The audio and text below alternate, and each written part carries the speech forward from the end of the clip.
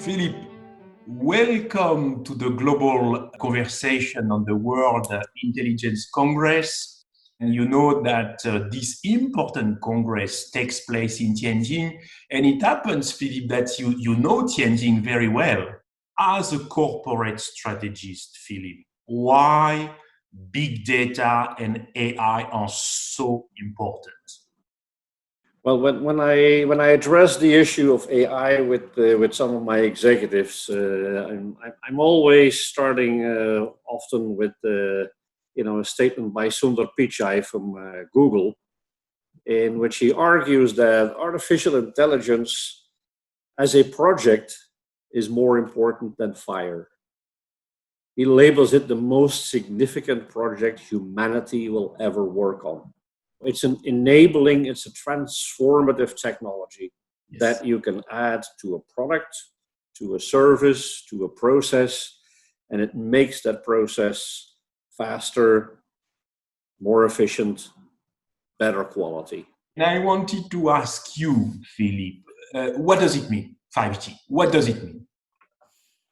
For me, 5G is really one of the technologies that is going to make AI work. And by the way, I think it is a two-way street. So 5G will enable AI, but AI will also enable 5G. What does 5G allow us to do? It basically allows us to really move into the direction of the Internet of Things.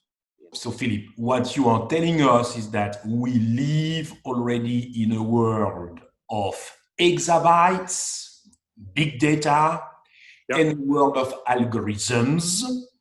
Could you share with us your views on tomorrow? What comes next? Or the next big disruption? Oh, that's a very interesting question. I'm always looking at the big fundamental challenges that society is confronted with. Innovation has always surfed the wave of major societal problems. So I'm looking, for example, at everything related to food and food security. Think of, for example, artificial meat. Yes.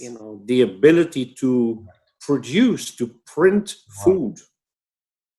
In the same wave, food security is going to trigger an enormous avalanche, I think, of innovation in the agricultural sector. People talk about fintech, people talk about medtech, but agritech is definitely something to really monitor in the next couple of decades. And second one, of course, climate change. Third one, healthcare. By the way, China, in my humble opinion, is fundamentally leading that charge. If you look at many of the innovations that take care in the healthcare scene, like iCarbon X, again, the use of perceptual AI, China is leading the charge in that. So now I'm going to talk to the educator. How do we foster innovation, or how do we help people to come up with innovative mindsets? Another big question, David. When I work with companies, when I work with my executives, I always like to start with the customer. What is it that the customer needs? Where is the customer's pain point? And by the way, that customer can be an individual consumer such as you and me. It can also be, the government that needs to provide affordable healthcare to its citizens. I always like to start with the customer need. Thank you so much, Philip, for your insights and for your support to the World Intelligence Congress. And once again, we converge, and the World Intelligence Congress is a confirmation of that.